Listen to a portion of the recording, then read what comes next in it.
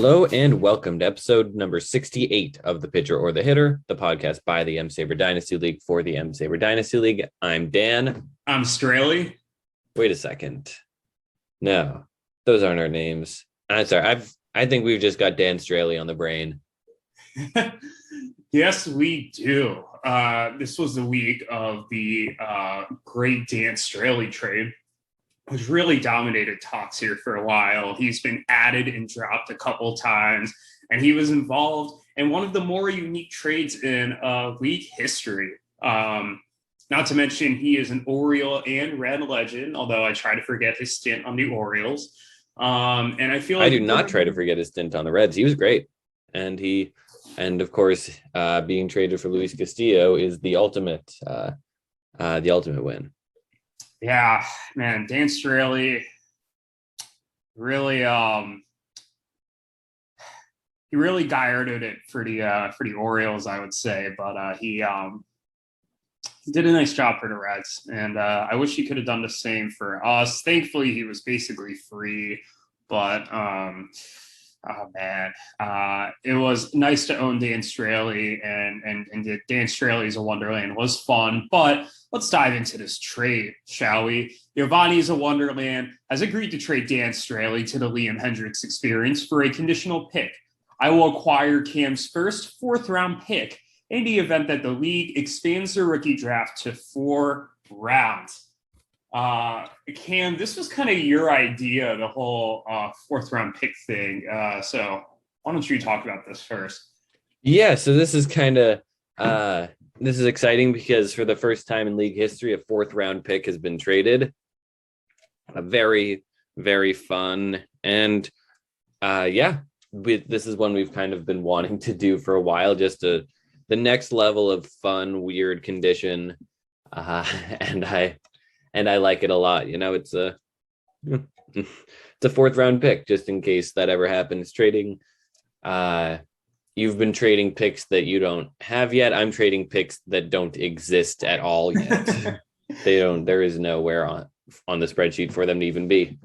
Yeah, man, you are really one-upping me with these whole pick trades now. I gotta think of something creative. Maybe I'll trade my first ever 5th-round pick. But yeah, I mean, I was excited for this too. I feel like we were waiting for the right opportunity to do it, and Dan Straily was kind of the first one. This obviously feels like basically a no-risk deal for me, although, as I pointed out to you a couple of days ago, FanGraphs does have Dan Straily on their potential gems drafted after the 400th pick in redraft league. So maybe he does something. Yeah, I saw that, and that's kind of what got me to say, why not do this trade? You know, he's a very deep sleeper, but that's what the non-prospect inactive is for. I think he's maybe the best player on the non-prospect inactive for anyone. Nick Senzel. Well, Nick Senzel, yeah, okay. I'm sure Andrew would push back at us not saying Nomar Mazara is the best. Yeah, I don't know. I think Dan Straily, he pitched really well in Korea for 2 years. We've seen weirder things than guys like that coming back to the majors and pitching well enough to be rostered. So, you know what? I'm giving him a shot. Worst case scenario, I lose a pick. That's never really going to happen. I don't know. I do think that we could eventually expand to 4 rounds in a draft. I would not be totally surprised if that happens in the next couple of years. I mean, honestly, looking at this draft that just happened, I mean, I think I could have easily picked a couple more guys in the 4th round, for example. I feel like the 2021 draft, we could have said that, but 2022, it really felt like no one even wanted their 3rd-round picks. So I can't imagine there really were not a lot of guys available for the 4th round, especially if we keep it at 20 prospect slots. I'm not really sure who would have been taken or if there would have been any interest at all. I think it would take us expanding to like 25 prospect spots for the 4th round to really be viable. I'd personally be all for it though. This was the first time in a while I had prospects that I didn't want to cut after the draft, but I was forced to. A couple were picked up by other teams. I would have liked to have kept them. So we'll see. It'll be fun if in like 5 or 10 years, if this does actually happen, we'll be like, yeah, remember this trade we made in February 16th to 2022. I own your 4th round pick. Suck it, Cam. It'll be fun. But Dan Straily might have won a Cy Young by then. So he might have, or he might have been traded for the next ace pitcher. Yeah, that would be wild. That would be on like the 2032 iteration of this our defining moments bracket. That would be up there. It would be. But yeah, we're ready to talk about the real trades. The Dan Straily trade was the only real trade that happened. These other trades are like trying to steal Dan Straily's thunder, but never can. But let's talk about these thunder stealing moves. Let's talk about the smaller of the two trades first. Let's knock that out. Andrew has had a pretty active trade week. He first started by trading Bobby Miller and Anthony Santander to EBO for Drew Pomerantz, Craig Kimbrel, and Ruthvik and Nick's 2023 third round pick. Cam, what is your thought on this deal? Or excuse me, Dan, what is your thought on this deal? Yeah, so Bobby Miller, he's higher up on a lot of lists than I was expecting. He's, Baseball America has him, 39th or something. So it looks like Andrew's making a couple win now moves. And I don't know, he definitely got, Drew Pomerantz and Craig Kimbrel are definitely two of the top relievers in the league. EBO, we were saying that they would trade some reliever. I was right when I said Craig Kimbrel would be traded fairly soon. And this really feels like a win now move. I know Anthony Santander, you're more, I guess, able to talk about him as an Orioles fan. I had thought he was doing all right. And then trading a prospect like Miller, who he's highly rated on a lot of boards. He's top 100 in Fangraphs too. That's a non-insignificant hit to Andrew's farm. So I don't know. It feels, I'm not sure I'm ready to say if there was a winner or a loser to this trade. It's just definitely interesting and not what I would have expected. Yeah. I'm not super high on Santander, admittedly. Like in 2020, he had a 315 OBP and 11 homers and 165 plate appearances. And he was voted like Oriole of the Year, all this stuff. And he's still young. He's turning 27, or he just turned 27. He had a 286 OBP and 18 homers and 438 plate appearances this year. Was just never able to really get healthy. The player comp I've used all along is Eddie Rosario. I think he's a poor man's Eddie Rosario. And in an OBP league, I don't really think that his skill set is as valuable. I don't think he's too much different than what you could pick up on the waiver wire. I don't get the sense that that's why EBO made the trade. I think they really like Bobby Miller. I think Bobby Miller is an interesting prospect. I think he's probably somewhere in the top 100, maybe borderline top 100 prospect for Dynasty in my mind. And they really want to get rid of these relievers. I thought Andrew did a nice job of being able to buy low on like Kimbrel and Pomerantz. And given how the reliever market developed during this season, if Andrew is not competing this year, he could, deal them away for a nice package, which might be bigger than the package that they gave up to get them. That's definitely true, as long as he, I guess, holds on to them for long enough. Like when he traded me McGee, the market was not there, and I definitely got a steal there. But later and closer to the deadline, absolutely. No, I thought he did a better job with, for example, the Will Smith deal, the reliever one. He held on to him to a little while longer. He got two pitchers who I think are interesting prospect wise, and I want to say he got Matt Cantorino and Hunter Brown for me. Although he did have to include Cole Irving in that deal, but I think he can wait. And also, if Kimbrel gets traded somewhere and lands the closer's job, I think that this trade is already worth it from Andrew's perspective. Yeah, no, I think so. Yeah.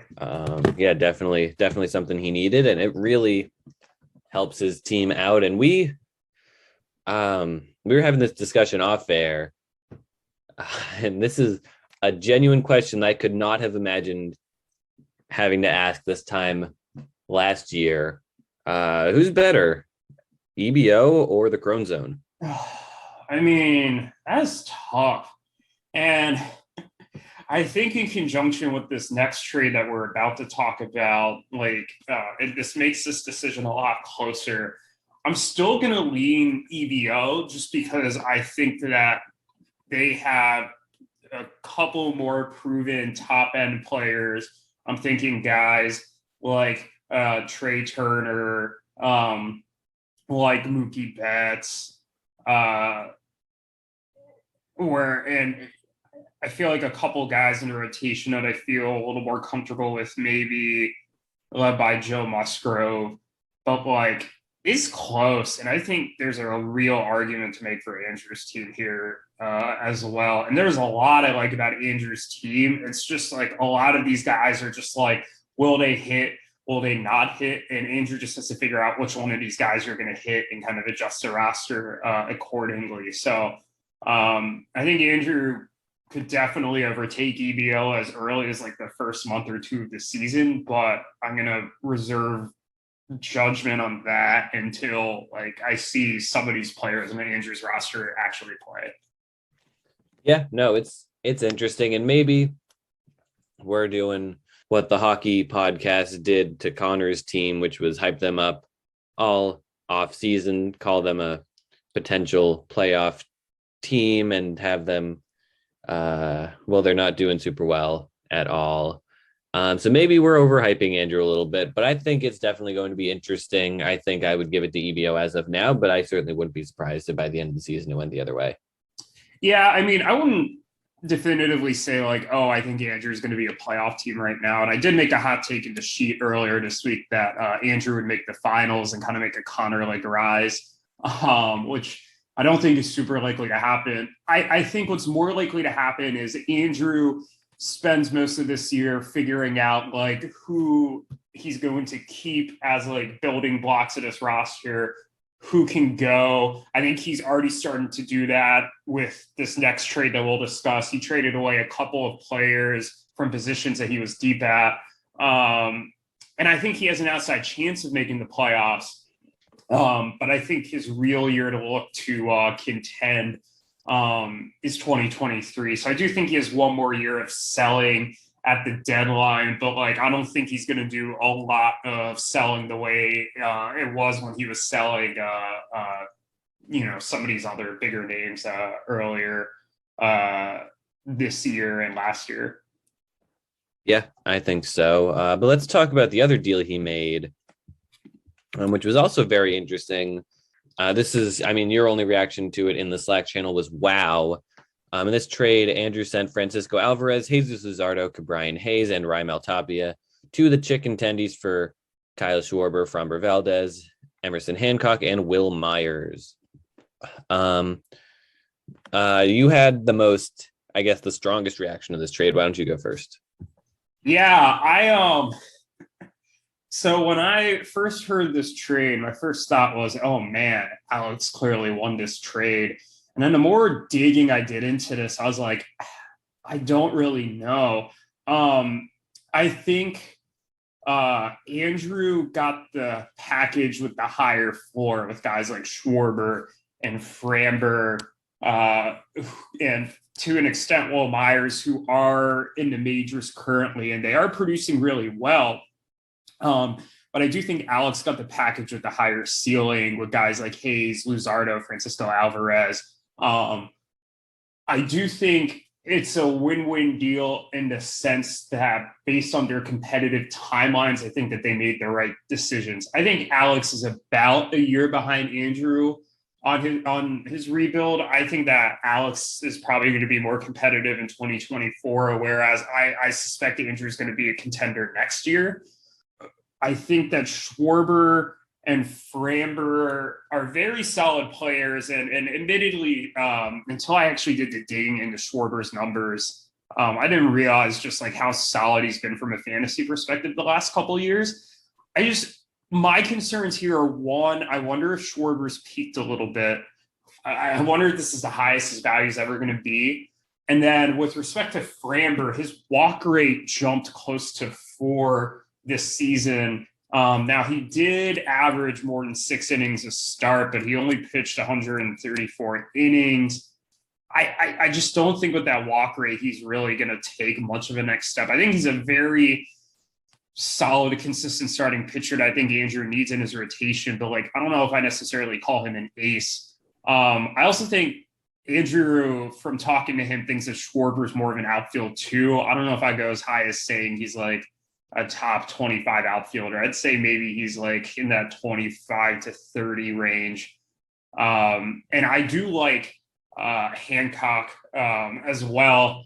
I think he was a solid get. And we all know that Andrew's been looking for prospect pitchers. So I really like all these guys that he acquired. I just don't think I just don't know if any of these guys have much more room to grow beyond what they have. I feel like he just kind of acquired a bunch of guys who we know what he's getting into.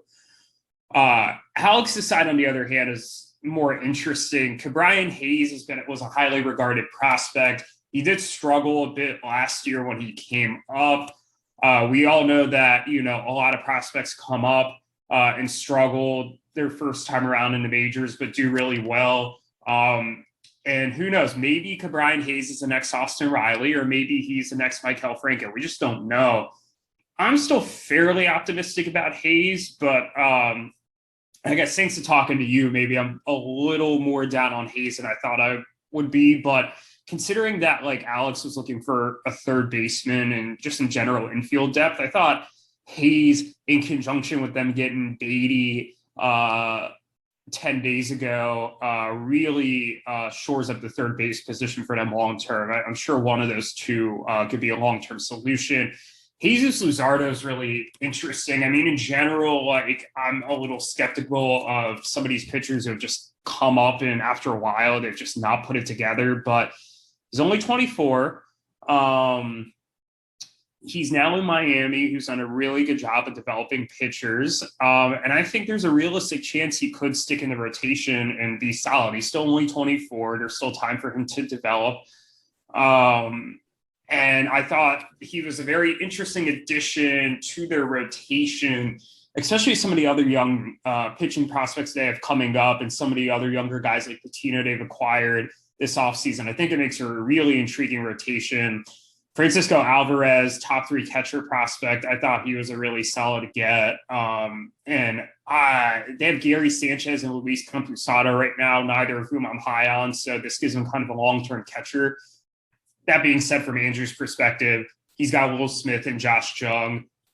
Trading away Alvarez and Hayes is not really going to hurt him too much there. So overall, I think it's a win-win. If he had to tell me like, you have to side with one side of this deal, I think I'd say Alex's side, just because I'm intrigued by some of the younger guys he's acquired. But I think this worked out for both sides. Yeah, I think this is definitely a solid deal for both sides. I can see where they both were coming from.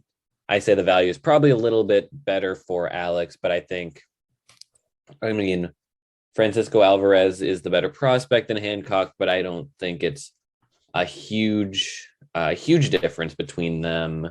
Alvarez is kind of on some lists, he's incredibly high, but also Andrew doesn't really need him. He's got 2 great major league catchers already. He already needs to trade one of them. He's not going to have a spot for Alvarez. Might as well trade him while the value is high. And then getting a guy like Hancock basically just replaces Bobby Miller, in that spot. On his team. He's better than Bobby Miller too, in my opinion. I think so too. Yeah. Luzardo, he's got the upside, certainly, but he was not very good in 2021.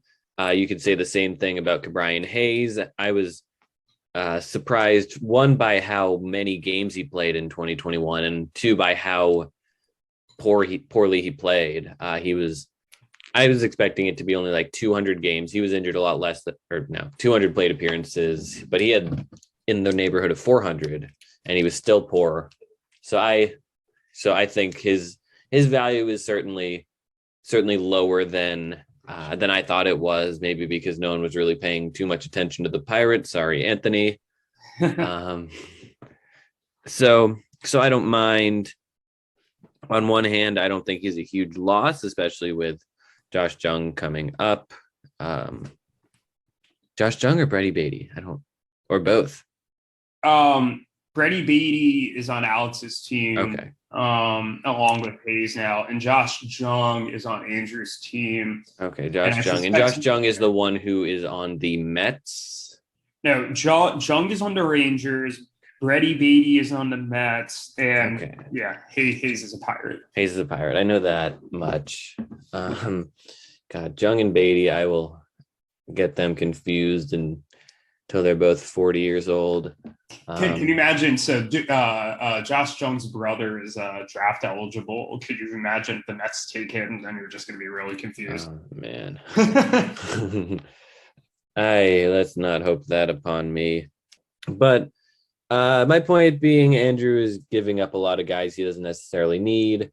Raimel Tapia is interesting. I don't think he's super relevant right now, but I was watching actually a YouTube video about him, which was talking about how he's he makes a lot of contact, which is good, but he's a very interesting launch angle guy. If he hits the ball into the ground on average, if he just gets some more line drives, increases the launch angle by just a little bit, he could really, I mean, and he hits the ball fairly hard too. So we could really see kind of a Christian Yelich type turnaround from him. Obviously not to that extent, since he's worse now than Yelich was pre-breakout, but I think there could be something there as a guy to watch, though, not necessarily as a guy to own.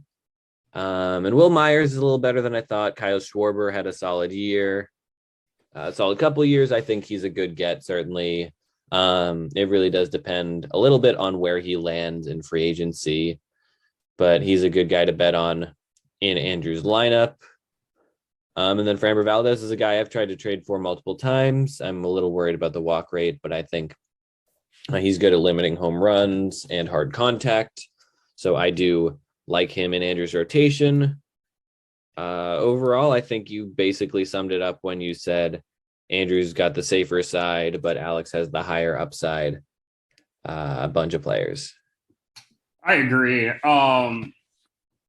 Two things. One, are you sure you're watching the video on Raimel Tapia? Because his hard hit percentage this past year is 11%, average exit velocity 5%. I don't think he hits the ball very hard. 4%. It was something. There was something there. I think his home runs, when he hits a home run, it's always like 430 feet. Yeah, looking at his StatCast page, it's actually very true. They're all in right field, and they are all like ridiculously deep. Yeah, I think his exit velocity on home runs is incredibly high, which could be just a weird sample size thing. I believe he homered off of both Scherzer and DeGrom last year. Are you serious? Yeah, he had a really interesting season, and I think he could. He's someone, like I said, worth watching, but not at this point worth rostering. Yeah, I mean, he did have 20 steals last year too, which I thought was interesting. I mean, I think if he was more of a 30 steal guy, I think he'd definitely have a place in a roster like, i.e., like a Miles Straw type, especially playing in cores. But kind of with him consistently having lower OBPs and not really providing much power, I think, and he only has one season with double-digit steals that was last year. I think it makes it a little harder for me to be all in on him. But definitely an interesting one. And then, I think Will Myers too. Like I essentially view Myers or Tapia as a swap of like guys that both of them were kind of done with. I mean, Myers was 17 homers, 8 stolen bases, 334 OBP last year. I mean, that will play in this type of league. Is an outfield 4, outfield 5, I think. I'm curious to see if somebody else gets signed by the Padres and pushes into a backup role. I think that's the only risk. But anyways, enough about Tapia and Will Myers. I did have a question for you. Do you think that had Andrew not package Alvarez, Luzardo, and Hayes and tried to move them separately, that he could have gotten more than this package that he got here? That's a good question. I mean, Yeah. Gabrian Hayes has bounced around the league quite a bit. He's always, but he's never really been the main, I guess, attraction in a trade. And you could say that this is about as close as he's been to that. Maybe he's been a little bit closer to that. I think it's tough. I think Luzardo is the type of guy you can't really trade on his own right now, just due to how poorly he played in 2021. Alvarez, I think he probably could have done a little bit better for individually, but I don't know. It's tough. It's tough trading players individually because you never know if all of your deals are going to come through, especially at the same time. Yeah, no, I agree. I mean, this was just, I mean, a lot of speculation here. I don't think there's a real answer to the question I just asked, but like, I think it is fair to think about, I'm curious if, a team really bought in on Francisco Alvarez and maybe is willing to give up a little more, if Anthony really wanted Hayes as a Pirates fan or something. So I'd say that was also one of my thoughts when I looked through this trade. But another question I had, since it's kind of convenient that Andrew and Alex made the trade, because you and I had them ranked back to back in our farm system rankings, or I take that back. You had Erik 3 and you had Alex 4. Mm-hmm. So, although I do believe that you said with the Brett Beatty deal that Alex might have moved ahead of Erik in your own internal rankings, but regardless, who do you think is a better farm now, given this trade? Is it Andrew or is it Alex? So my initial reaction was that it was still Andrew, but now that I'm looking a little closer, I'm not so sure. I think Alex, he did well to get Alvarez. He did well to get Beatty. And then both of those in conjunction with Andrew losing Bobby Miller, losing Alvarez, even though he did get Hancock back. I think it's kind of close. In terms of fan graphs, in terms of fan tracks, Alex has passed Andrew. BP says the same. Baseball America says the same. So I think I'm going to say yes. Alex and Zach have a better farm than Andrew. Yeah, I mean, I thought that all along, as you all heard a couple episodes ago. So I think this just confirms my opinion that Alex is the second best farm. That being said, I still think Andrew as the third best farm. I don't think shipping out Bobby Miller and Francisco Alvarez necessarily takes him below Erik, in my opinion. I think there's still a little bit of a gap between those two farm systems. Anything else you want to say about this trade or about anything else that has happened in the league this week? No, not a lot has happened in the league worth talking about. No fun trade all around. And we got trivia coming up. Are you ready to go to a break? Yes, I am ready to go to a break. Let's do it. All right. We'll be back with some trivia. Go fast, go slow, go fly, go low. Where the hell you wanna be? Where the hell you wanna be? All systems intact. Red and the black flag eventually. Go fly, go low. Count the numbers and the words and the numbers in return. They go 4, 3, 2, 1. But it only means to sing loud. It's only trivia, so don't freak out. All right, we are back now. And it's time for trivia. I am joined here. We are joined here by Erik, who last time graciously hosted our trivia round, but this time it's going to be me hosting it for Sahil and Erik. It's going to be a lot of fun. How are you guys feeling? Feeling pretty good. This was one of my favorite segments last year. I remember just absolutely crushing you and Zane. So I'm excited to have some fresh competition, and we'll see if I'm able to, come out on top again. Erik is obviously the commissioner who has spent a lot of time fiddling with the spreadsheet and everything else. So I feel like this is going to be a good challenge for me. Yeah, I'm excited to be on the other end this time. And Sal, I don't think you and I have ever matched up, actually. So this will be fun. No, absolutely. It's going to be great. Yeah, no, it's definitely going to be great. And Sahil, maybe if you wreck shop this time, you'll be the host next time. But either way, we got a great set planned. I'm excited. Hopefully it's not too easy and not too hard, but I guess we're about to find out. Let's do it. Yeah, so the ground rules, as you know, there are going to be 10 questions. You get to wager 10 points through 1 point on each of the questions. And then there's a mystery round, 4 questions worth 2 points each, followed by a final question where you can wager up to 20 points. And of course, no being on the spreadsheet because most of the questions are coming from there. I see that you've both left the spreadsheet. So here are the 10 categories that we have. Question 1 category is minor trades. Question 2, the inaugural draft. Question 3, Connor's team. Question 4, the dynasty belt. Question 5, the 2021 playoffs. Question 6, historic weeks. Question 7, scooter fact. Question 8, league awards. Question 9, frequently traded players. And question 10, the mock expansion draft. Oh, Yeah, digging deep for that one. Once again, those 10 categories: minor trades, the inaugural draft, Connor's team, the dynasty belt, the 2021 playoffs, historic weeks, scooter fact, league awards, frequently traded players, and the mock expansion draft. I'm excited for that scooter fact. Yeah. Yeah. No, it's great. I love a good scooter fact. And let's get rolling with question number 1 in the category minor trades. The last 2 trades between your 2 teams involved only draft picks. Who was the most recent player swapped between your teams? Man, that's tough. one name comes to mind immediately, but I'm not sure if there was someone in between.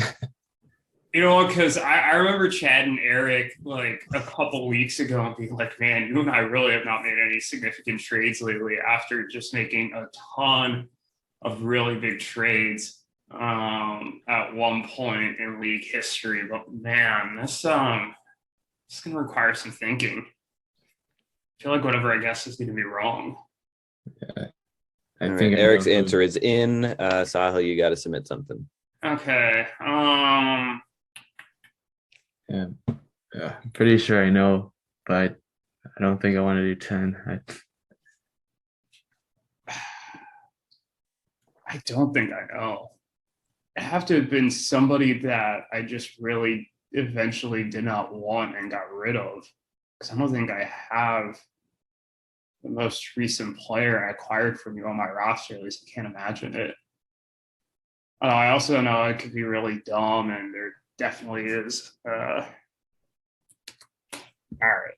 Oops. No, that's Erik. That's not Cam. All right. We ready to? All right. Yes. You have both made your guesses, and you both guessed different players. Erik, why don't you reveal your guess, and then Sahil, you follow. So, what was the question again? The most recent player The most recent player swapped between your teams. Yeah, I guess Adam Wainwright. Oh shit! Yep.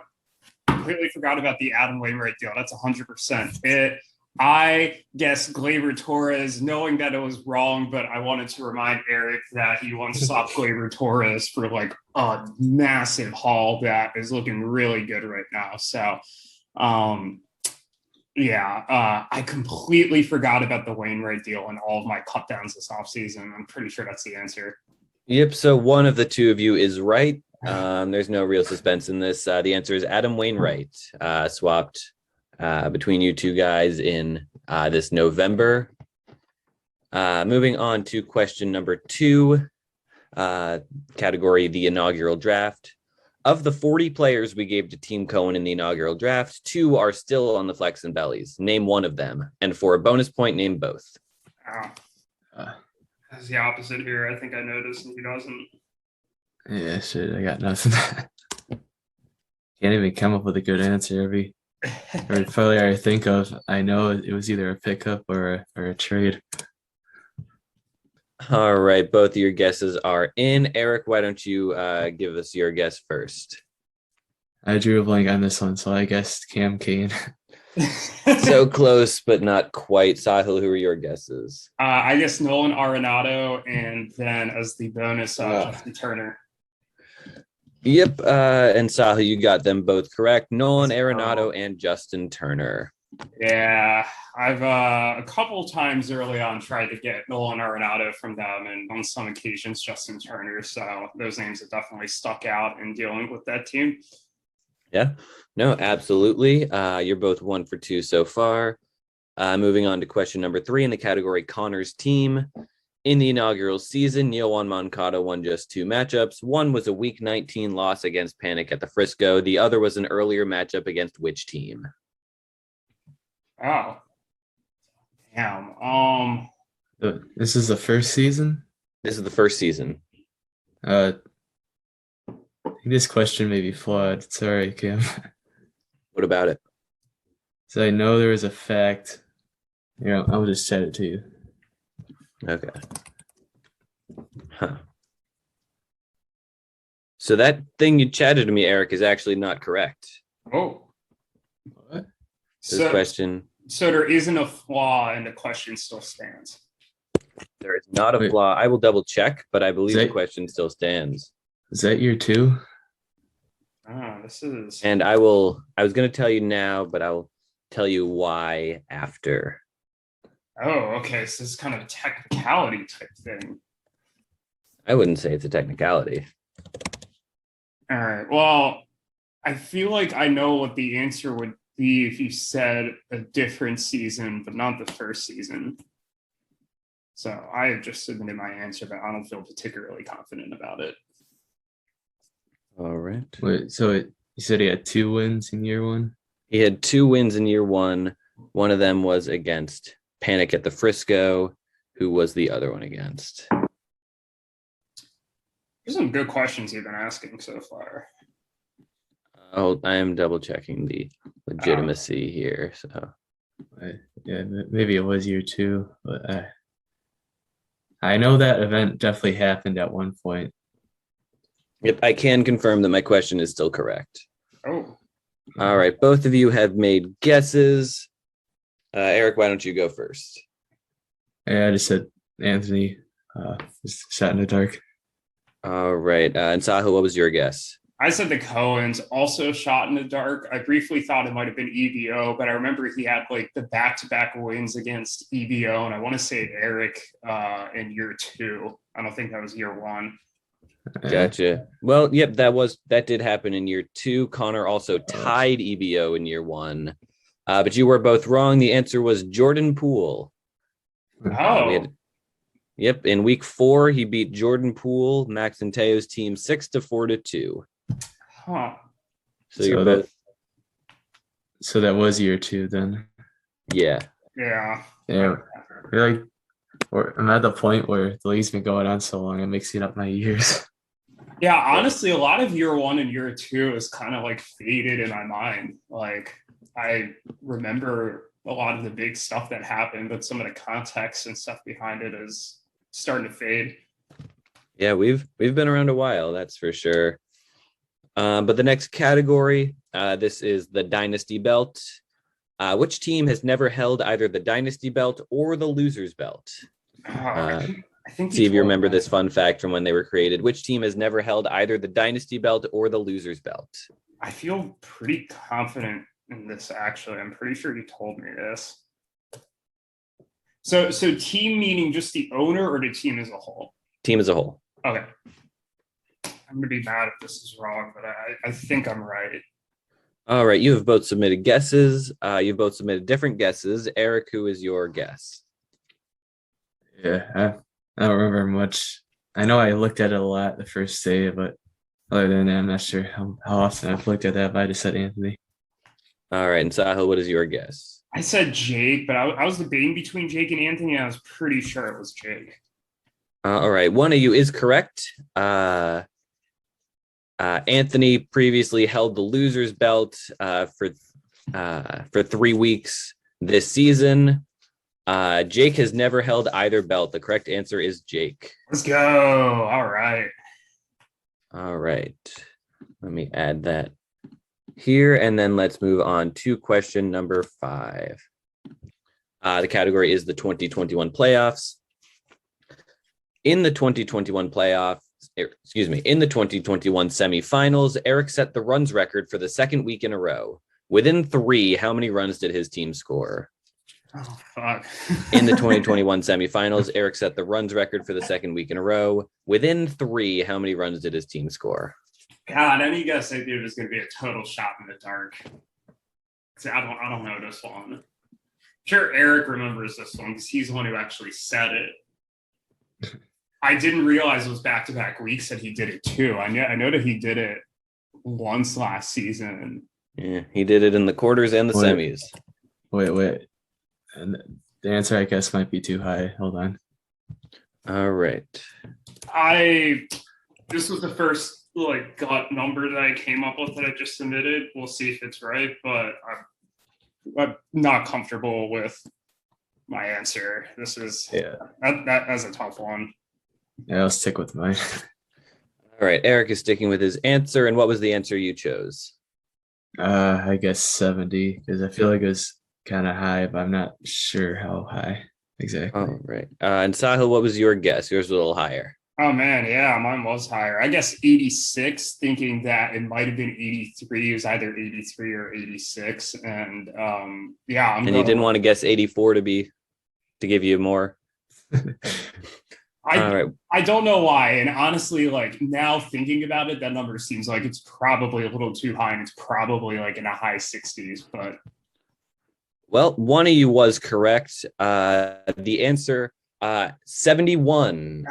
So Erik, if you had gone too much lower, you would have lost it, but you ended up being correct. You're off just by 1. Points for you. Guess I shouldn't trust my gut. Perhaps you should have. Or should not have, you mean. Yeah. Moving on to category 6 in the category historic weeks. In week 2 of the 2021 season, Connor had a historic week in which he shattered both the ERA and WHIP records. Which team was on the losing end of this performance? Oh, shoot. I'm pretty confident I know this. All right. Both your answers were in very quickly. And for the first time, you both gave the same answer. You both picked EBO, and that is correct. Yeah. Should have wagered higher. I was 99% sure that was right. Yeah, I remember Zane complaining so hard because I played in week 1 and did really well too. Yeah. No, thanks, Zane, for your complaining. Yeah, no, that was Zane was on the losing end of a lot of weird things this past year. Yeah. All right, question 7. The category is Scooter Fact. Which team drafted Scooter Gennett in the 2018 inaugural draft? They held on to him until August 21st, 2019, when they released him. There was 3 teams I think it could be. I already did that number. Whoops, I got to change that. Yes. I'm going to go with the first answer that popped in my head, but I don't feel great about this. Oh, which one do I change it to? Oh my God. All right, well, here, do you want the team name or is the either is fine. I edited it to the team name. Not that it really makes much of a difference.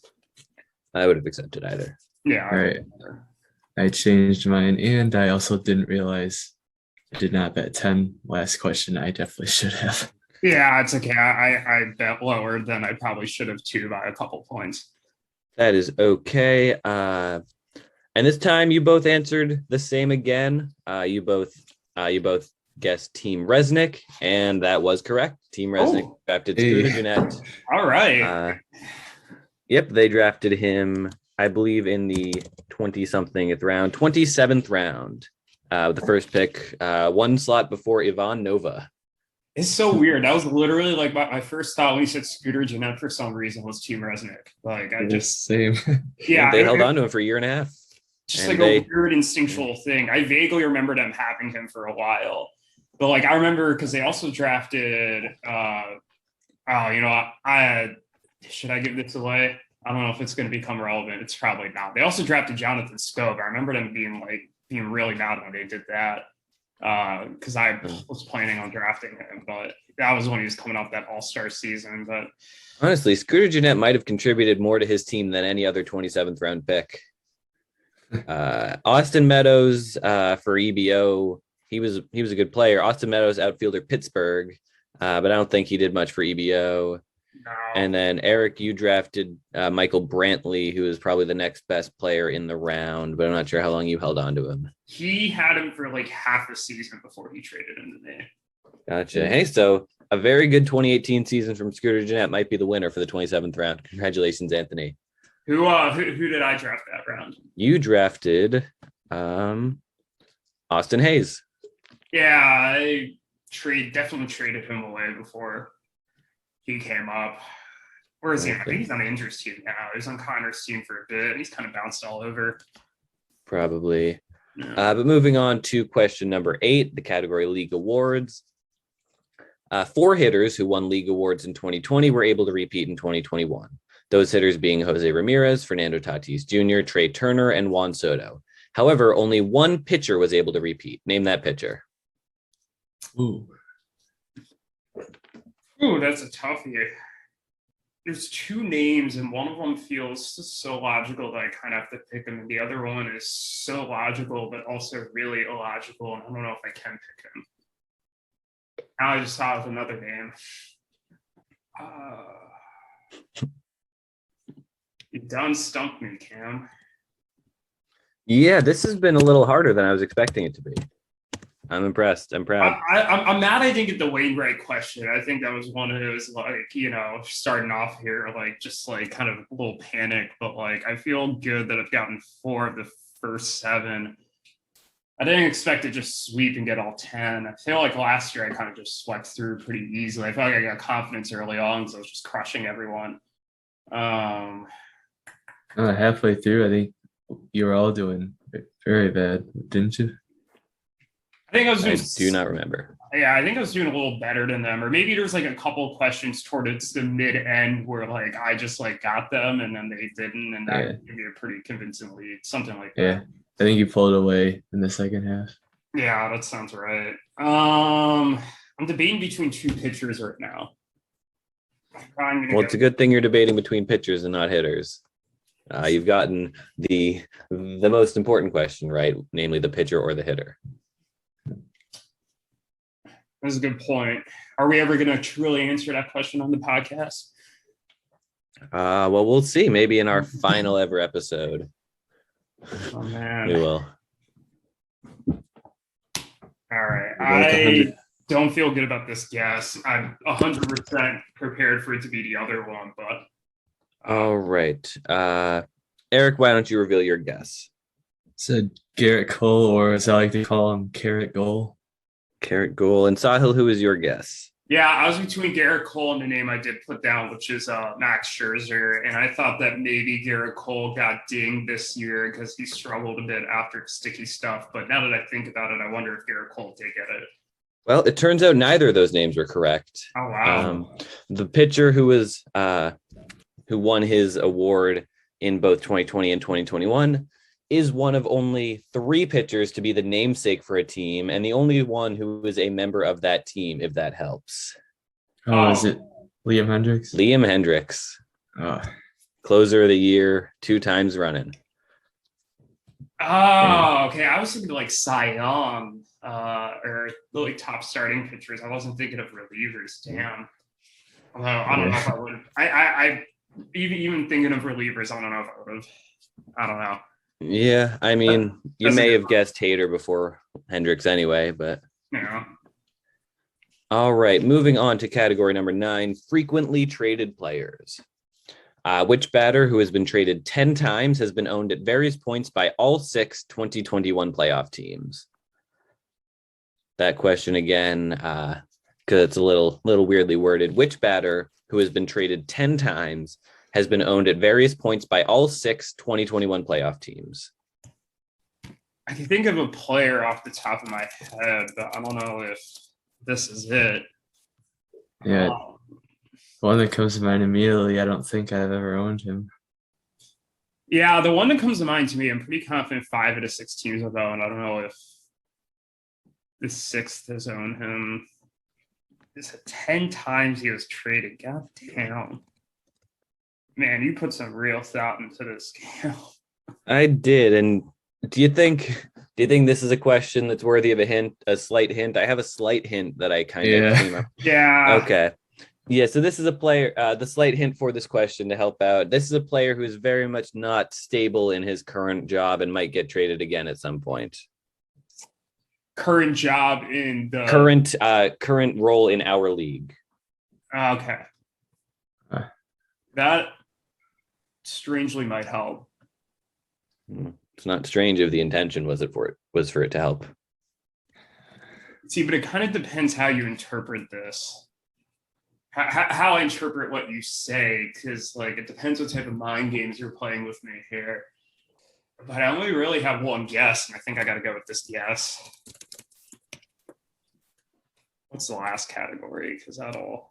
Final category is going to be the mock expansion draft. Okay, so I'm definitely putting my higher of the 2 remaining on this one. Oh, looks like I gotta leave my 10 for next question. Man, I have like 3 players that I think it could be, but I have no idea. I literally went with the only player I could think of, and I think Cam's hint confirmed it for me. Knowing my luck, it's going to be somebody completely different, but I think I eliminated the 2 of my 3, and I'm not confident on the 3rd. But I'll just guess it. All right, both your guesses are in. Erik, what was your guess? I just said Gleyber Torres. I feel like he's been around a while. All right, and how about you, Sahil? I guess Brian Hayes. I know it's not Gleyber because Gleyber went from Cam's team to my team to Erik's team to Jake's team to Ruthvik's team, where he currently is at. He's never been on EVO or Anthony or Connor's team, I don't think. And I know I owned Hayes. I know I traded him to Anthony. I'm pretty sure Connor owned him at one point, and I've been banking on. I feel like Cam and Erik both owned him at one point as an EVO, just like as a prospect. I remember him being traded a lot. So, well, Sahil, you are right about it not being Gleyber, but you're not right about it being Hayes. The correct answer, the question being, which batter who has been traded 10 times has been owned at various points by all 6 2021 playoff teams. In his current situation with his team, he may not be with them for long. And the reason he won't be with them for long is because that team has Adley Rutschman coming up soon. The answer is Sean Murphy. Oh, Sean Murphy's been on all 6 teams? He has been on all 6 playoff teams. Oh, shit. Now that I didn't realize he was with Anthony. He was with Anthony pretty early on. Okay, because I remember him with EVO. Feel like I remember Erik owning him at one point. I mean, I obviously owned him. You own him right now. And then... Yep, he started out... Well, let's run down the list. He started out with EBO, who traded him to Connor. Connor sent him to Erik. Erik sent him to Ruthvik. Well, I guess it was Kyle at that time. Kyle sent him to Anthony. Anthony sent him back to Ruthvik's team. No, Anthony sent him back to Erik, excuse me. Erik sent him to Andrew. Andrew sent him to EBO. EBO sent him to Acuna Matata without Acuna. Acuna Matata without Acuna sent him to Sahil. Sahil sent him to me in the 3-team trade. See, I thought the way I interpret like about to lose his job is I know that Andrew's been shopping Hayes lately to potentially make room for Jung, although like I didn't think Hayes was like a guy that's like incompatible with Jung, so I think he was just trying to gauge the value maybe. So that's kind of what I thought that guess was. But like Hayes was the only player, like when you asked that question, That was the immediate name that came to my head, and I really could not think of anybody else. Damn. Sean Murphy it is. But down to the final question, the mock expansion draft. This was something you both did together. So hopefully you'll know the answer. And the question is, which Moneyball outfielder was the final player taken in the mock expansion draft? I feel like I can name a bunch of those players, but I don't think I'm going to know this one. Mr. Irrelevant himself. Both of our teams were actually kind of fire, looking back on them. I feel like They were. Did it not devolve into a meme at one point? Or am I mistaken? It probably did. Probably did. I don't think I ever released the rosters. I feel like we just talked about it on the pod, so I don't know. I think what happened was like we all kind of got bored with it at a point and we stopped after like 10 rounds. No, you did the full thing. Did we? Yeah, no, this is not the mock. This is not the mock inaugural draft. This is the mock expansion draft. Oh. I know we did a mock Dynasty draft during quarantine. Maybe that's what you're thinking about. Yeah. Hold on. Wait, ask the question again then, because I'm thinking of the wrong draft. Yeah. So which Moneyball outfielder Okay. was the final player taken in the mock expansion draft? This was a draft you two did against each other for the podcast. Oh, I remember this now. Oh, You were drafting, wow. drafting players from. So this would have been a player taken from Yuki's team to be on the new team. Wow. Okay, I remember this segment now. Okay, because this oh man, that's a tough one. You're killing it with these questions. Holy shit. This is my best guess for that. Not sure I can think of many Moneyball outfielders aside of Harper. I'm like, first off, thinking of the outfielders that are on Anthony's team is an exercise in and of itself. Yuki. Or on Yuki's team. To clarify, this player is not necessarily still on Yuki's team. Oh, okay. So he was on Yuki's team at the time. He was on Yuki's team at the time. The format of the draft, you're taking players from specific teams, so he was taken from Yuki's team. He is not necessarily still on Yuki's team. I'm still gonna stand by my answer because I can't think of what the answer would be otherwise. Yeah, I can't really think of any outfielders that could be on Yuki's team, so I'm just going to submit one I think might have been on his team at one point. Well, you both guessed the same person. I love that. You both guessed David Peralta. And unfortunately, that is not correct.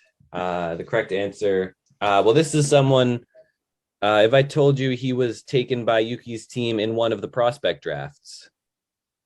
Oh, was it Shogo Akiyama? It was. Crap. Yeah. Shogo Akiyama. Both of you bet big this round. Both of you were wrong. You really didn't have much of a choice. Yeah. So questions 8 through 10 were both big stumpers after you both got 5 or 6 and 7 correct. This has been tough. I'm still bummed I didn't get the Adam Wainwright question right, but like I definitely feel good about the 4 I did get right, and I do feel really dumb about not getting that runs question. Like in hindsight, 86 is way too high. There's no way Erik scored like 12 runs a day. Yeah, well, it's a little too late for that. Just a little but bit. Are you ready for the mystery round? I am ready for the mystery round. This is one I told Sahil it's going to be evil. I can't wait. The category is the Defining Moments Tournament. I am going to give you 4 dates. Each date corresponds to an event which was a top 2 seed in the 2021 Defining Moments Tournament in either the category Big Trades or Unusual Trades. Give me the correct trade for each date. And when you describe the trade, you'll need to correctly identify the reason the trade was so big or so unusual. For example, if I asked you about the trade which occurred on January 30th, 2020, I would not accept Cam trades away Glaber because the reason it is the 6th most unusual trade is because it's the trade where Kyle Lewis was traded for himself. Oh, okay. You understand? Yeah, this is fun. Yeah, Is so I'm this going to give written you. out, or are you just going to relate this to us orally? Yeah, so I'm going to read you the dates Okay, orally. orally. So yeah, so the first date, reminder, each date corresponds to a trade, which was either a top two big trade or a top two unusual trade. This first trade took place on February 11th, 2020. Again, number one, February 11th, 2020. What were you doing on that day? Number two, December 12th, 2020. Number three, May 8th, 2018. May 8th, 2018. And number four, this was December 6th, 2019. December 6th, 2019. Yep. Okay. So yeah, once again, each date corresponds to an event, which was a top two seed in big trades or unusual trades this past go round. The dates 2/11/2020, 12/12/2020, 5/8/2018, and 12/6/2019. And you can ask me to read any of them again if you want. So all these four were top two in their bracket in the regions. Yep, exactly. In Okay. the region big trades or the region unusual trades. Okay. Oh, this is a good question. Yeah. I do remember February of 2020 being a really big trade month. Honestly, if you hadn't said the Kyle Lewis was traded for himself trade already, that's probably the one I would have guessed for that. Yeah, so that was the 6th seed in unusual trades. Okay. And that one took place on January 30th, 2020. So that was 2 weeks before this one, roughly. Okay. Because I feel like that was one of the trades that really kicked off like 2 straight weeks of like trading there. And I know there was a day in that period where there was like 5 trades made by me, which I know broke a record, but I don't think it's that day. Meanwhile, here I am adjusting the final question to make it slightly easier. Don't mind me. I think I have 3 of them. You said the last date was Go ahead. I wish defining moments tourney from either 2021 defining moments tourney. So like the most recent one we did. The most recent one. Oh, to be honest, it's probably mostly the same anyway, if not the same for these ones. Yeah. No, good point. Well, question 2 was December 12th, 2020. So that one would have taken place after the first defining moments tourney, but yeah. Oh, yeah. You said the last date was December 6th, 2019. Yes. I feel like I have all 4 of them, but I'm not sure which go with which date for 2 of them. I have 3 of them, and I'm confident the dates. It's just I don't have the 4th. Oh, I have a correction to make. Oh. The 4th date is 2018, not 2019. The 4th trade was 2018, not 2019. I should correct that before either of you submit. Okay. That was the one I hadn't gotten, so this might make it a little easier. Yeah, so that was December 6th, 2018. Oh, is that? I think that gave me enough context to get that one. That I could help. So the correct 4 dates: February 11th, 2020, December 12th, 2020, May 8th, 2018, and December 6th, 2018. We have one of your answers in now. Is that a sufficient amount of information, or do you need more details? Because I can provide more. I'm not going to specify. Wait, what do we need to do again in terms of specificity? Or so you will need to just in your answer, you'll need to say, I guess, what we have in the defining moments bracket.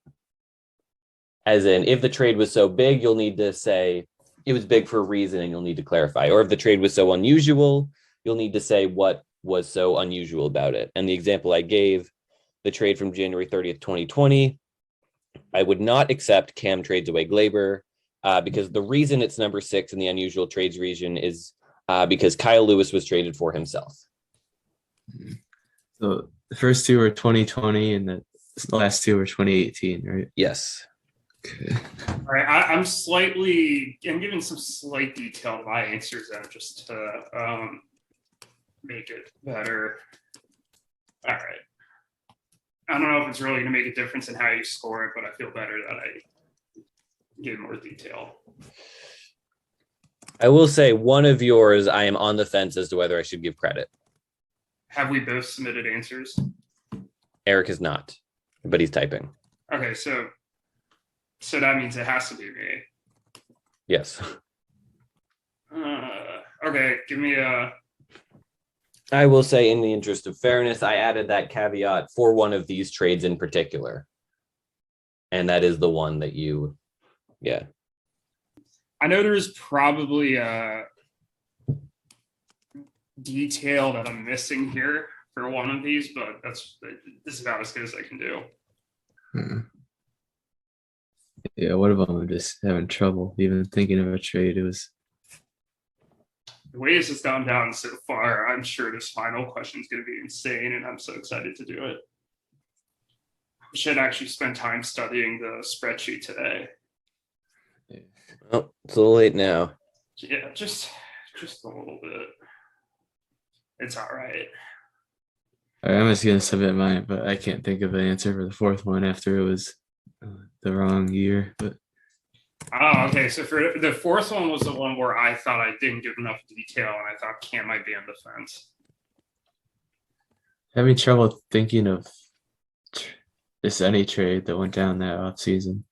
All right. Both of your trades or both of your answers are in. Allow me to tally the scores.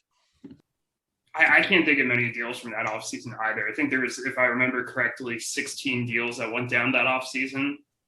And none of them really stick out, but one which I put down. Okay, scores have been tallied. The first trade, this was the one that took place on February 11th, 2020. This was the number one big trade. It was the Ohtani trade. Good stuff. I gave you both credit for it. Number two, this was December 12th, 2020. This was the number 2 trade in the unusual trades bracket. And this was Hurricane Connor. Good stuff. Hurricane Connor. I gave Sahil credit. I did not give Erik credit for this one. Oh yeah, I got the wrong one. Yep. Number 3, May 8th, 2018. This was the first deal in the league. Sahil, you did say that. But I did not give you credit for it because the reason it was there were one or two words here that I just couldn't give you credit for since you didn't have. And that was because Juan Soto was a throw-in. Are you serious? I said first deal in the league and 2 of the biggest players in league history. See, I went back and forth, but the spreadsheet specifically says, and if you look at the spreadsheet, which I don't want you to do right now, defining moments tourney, 2 seed, EBO include Juan Soto as a throw-in. And I don't think you included enough of the specific. And this was the one I specifically made the caveat for. Wait, who was in it again? Was it Rogers and Robles or? Rogers, Trey Turner, Turner and Soto. also. Oh, right. Yeah. So big trade, first trade in league history, but I guess the reason that we called it the number two big trade or the number 2 unusual trade the reason we called it the number 1 unusual trade and all that's written in the spreadsheet is EBO include Juan Soto in trade as a throw-in. I thought about putting Brendan Rodgers in there, but I thought you had more than enough context. But that's fine. Mm. That's fine. You already you are our host, so I will default to you. I am the host, and the word I was looking for was throw-in. Okay. But question 4, this was February 6th. Yeah. I thought you said December 6th. Excuse me. Yes, December 6th. I have had a very large beer today. December 6th, 2018. And this was the one, Erik guessed it for number 3, but this was actually for number 4. It was Tatis was traded for Soto at the winter meetings. Oh, Right. The number 2 biggest trade in league history. We did a whole podcast looking back on it. I guess winter meetings. I guess the Corey Seager, Blake Snell deal there. Erik, what did you guess instead of Hurricane Connor? I did the big Andrew Connor trade. Oh yeah, no, that was last. That was last off season, I believe if but not on December 12th. I think that was earlier in the month, I believe. yeah, that one. Oh yeah. Yeah, that was definitely a big trade for sure. No, I think that had to have been in November because I was still in Chapel Hill, I think, when that one happened. I'm looking right now. It doesn't seem to be one of the and that is weird. It doesn't seem to be one of the big trades unless it was one of the unusual trades. No, it doesn't look like it made the bracket, the 16 player trade. Nope, here it is. It was the 15 seed in big trades, which actually went up against the Tatis for Soto trade. Interesting. Okay. All right. But yeah, anyway, are we ready for the final question? Well, aren't you going to reveal our scores first? Yes, I am. Good call. So this one's tight. It was definitely a hard trivia set, but you were very evenly matched. In second place with 32 points is Erik. And in first place with 33 points is Sahil. Oh, Yeah. damn. So Wow. very, very tight. I'll give you the final category and then I'll let you submit your wagers. The category is prospect drafts. Ooh. Sahil has 33 points. Erik has 32 points. Erik has submitted his wager. Actually, there could be some strategy behind the wager. What if we tie? Do you have a hypothetical tiebreaker question? I do not, but I could come up with one.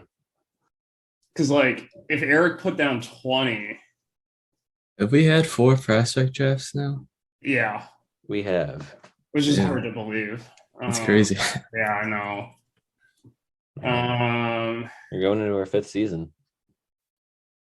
You know what, Erik? Do you want to set up the possibility of a tie here? Because I'm willing to make my wager in a way that could get us to tie if you and I want to do a sudden death question. I think that would be fun. I'm just hoping to win. I don't care how, but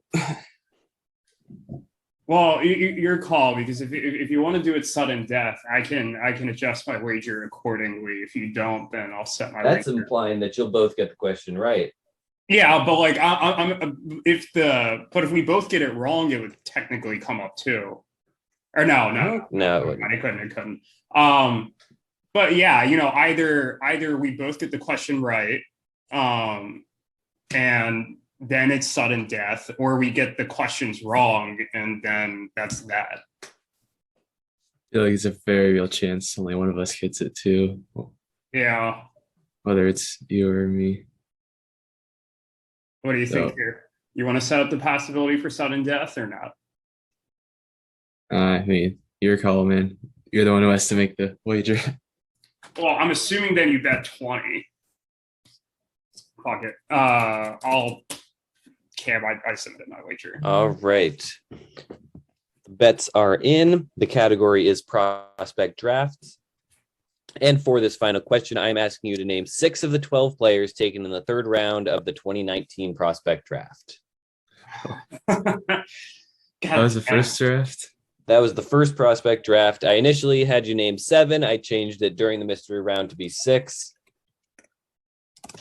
6 of the 12 players taken in the 3rd round of the 2019 prospect draft. Oh, boy. Oh man, I can think of 3rd rounders, but I don't know if they're 2020 or 2019. Okay, I got one. I'm pretty maybe not. I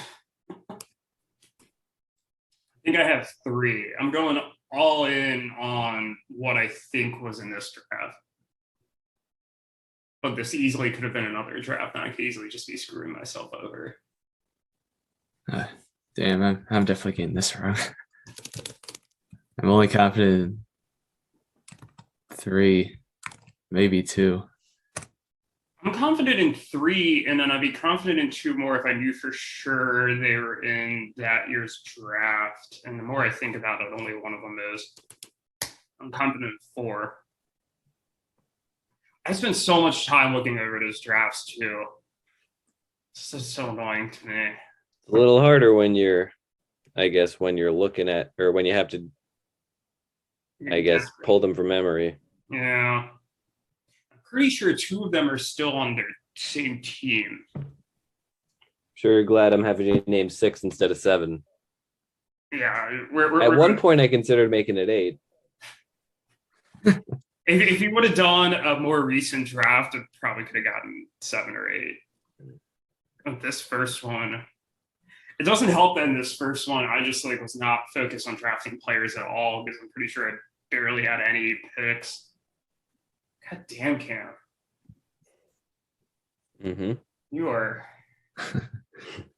just annihilating us.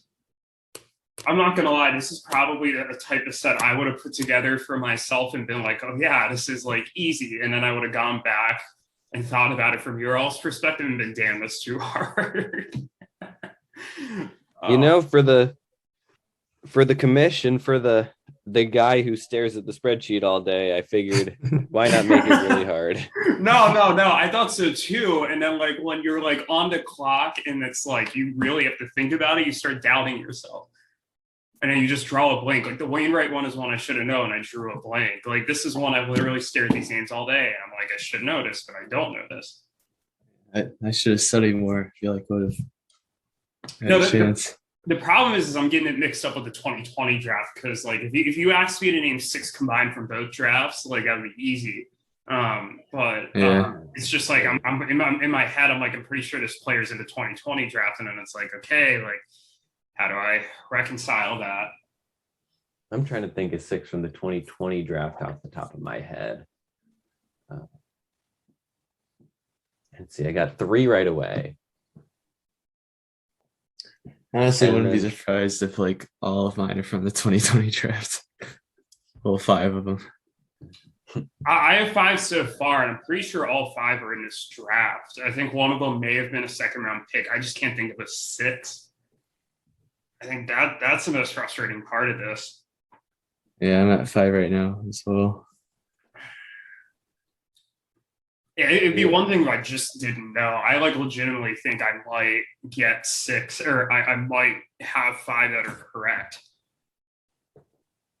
Yeah, no, coming from the perspective, I'm trying to think of the 2020 draft. I got 4 that jumped to mind right away, maybe 5, but it's hard to. I can name 6 here pretty easily.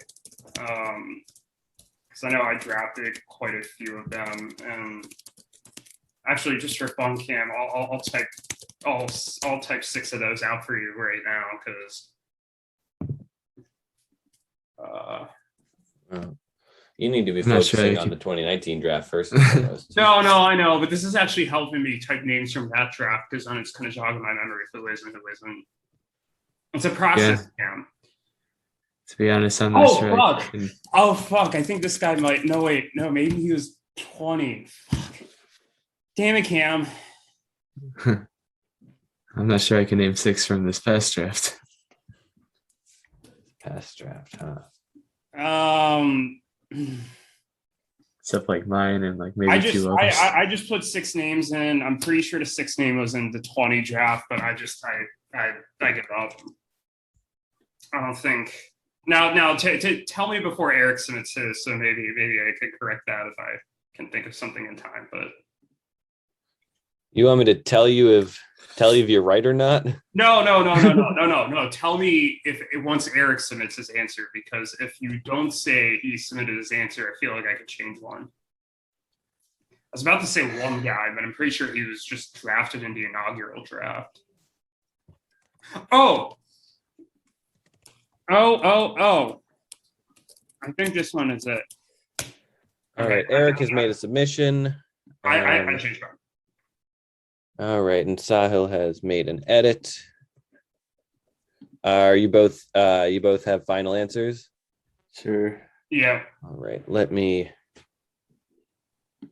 see what we got I'm here. actually doubting my edit now, but that's fine because I'm pretty sure the first answer was also wrong. I'm pretty sure I got them wrong, or one of them wrong, maybe two. All right. So the 2019 prospect draft, third round in order. The picks were Jordan Adams. Shit. No, Ryan I Weathers. thought he was 20. Fuck. Because I remembered his name. Go ahead. Sorry. Ryan Weathers was taken by Ruthvik and Nick. Bryce Terang is next, taken by me and Duncan. Damn it. Malcolm Nunez, Daniel Lynch, Logan Gilbert, Brock Death Rage, Alec Thomas, Arelvis Martinez, Anthony Siegler, Other Mesa, both of you got him, and Shane McClanahan. So Greg Jones wasn't one. Yep, Greg Jones was incorrect. Sahil, you got 5 of 6. You changed Ryan Weathers to Bryce Terang. They were both correct, but had you changed Greg Jones to Bryce Terang, you would have gotten it. Erik, Ethan Hankins, and Tommy Henry were both wrong. Henry was the next year's draft. I thought of him too. Yeah. Where's Hankins? Was he in 2020 or? I Way off. don't think Hankins was ever. Yeah, Greg Jones was 2020 also. I don't believe Hankins was. Damn, no, it doesn't. Weathers as a 19 pick would have made so much sense. I don't know why. That's annoying. I could have had that. Well, either way, you won. Congratulations. You both bet 20. Final score, Sahil 13 points and Erik 12 points. A rousing, wonderful round of trivia. Oh man. Yeah, Greg Jones. I thought Ryan Weathers might have been a 20 draft. It is so hard differentiating between a 20 draft and that 19 draft. I thought Jordan Adams was in a 20 draft for some reason because I do remember drafting him. I remember drafting Arelvis Martinez that year, and I thought Arelvis Martinez was my only pick. That's rough. I knew the 2 players were still on rosters, and I knew I didn't know it was Alec Thomas and Daniel Lynch, but I did know it was 2 in the middle of the rounds. For some reason, those last 4 picks were really easy to get, but it was all the other ones that were hard. Like 33. Yeah, you got Anthony Siegler. I only know that name from having looked at this list. I don't think I knew then, and I definitely don't know now who he is. He was an OOTP legend, or not really a legend. He was my backup. I want to say to Adley in my latest sim for a number of years. Either that or he was in OOTP 19 as one of my prospects. I can't remember, but damn. Man, I should have bet 10 on the EVO question. I would have tied. Shit. You would have, yeah. Yeah. Man, we would have. And then we would have been a tiebreaker question, which probably would have been, I guess, how many trades have been made? Whoever's closest wins. It's 419. Well, I shouldn't have guessed that question. Then I shouldn't have guessed that. Yeah, I was gonna guess 420, but I think know it's under, so I think I probably wouldn't have guessed that because I know it's under. Yeah, I check that counter pretty frequently, like after every time somebody makes a trade, and 419. Well, I'm glad I won again, second consecutive year. Maybe people will. Last year we ran a prediction contest beforehand to see how many people thought I'd won. Nobody thought I would win, and then I ended up doing a lot better than Cam and Zane. This year was actually close. This year was close. I didn't think 13-12 would be the final score. I thought it'd be more like 33-32. Yeah, what do you guys think of the questions? I like how hard they were. They were like, especially the final question was like hard enough where like it was reasonable that we could have gotten it, but also reasonable that we would have missed one because we would have gotten it confused with the 20 draft. Yeah, so you combined for let's see, 6. I guess you combined for 6 correct players between you. The 5 that Sahil got correct, as well as Erik getting Logan Gilbert, who was not gotten by Sahil. So if you were working together, you probably would have gotten it. Wait, did Erik only got one player? No, Erik got other Mesa, McClanahan, and a Relvis on top of Gilbert, who were all guys that you got. So he got 4, I got 5. Okay, I'm mad because like Ryan Weathers, Ryan Weathers was just so young when he debuted, so like I wouldn't have been surprised if he was drafted in 19 and then, but he did debut in 20, so I probably should have guessed that. I'm annoyed, but that's okay. I still won. That's all that matters at the end. That is all that matters. But yeah, no, this was a great time. I'm excited. Sahil, you've won twice in a row. I think you're gonna have to host next year. Oh man, yeah. I have a feeling I'm gonna ask questions that are really hard, and I'm gonna have to really ease them down for you all. But oh man, yeah, I'm excited. We'll definitely do this again next year. There'll be a lot of fun stuff hopefully that happens in 2022 that we can put in next year's trivia. Yeah, hopefully. Looking forward to a great year. And yeah, that'll just about do it for us on this episode. We got some exciting ones coming up in the next couple weeks, and hopefully the season's going to start on time. Otherwise, we're I don't know what we're going to do, but yeah, until then, here comes the outro.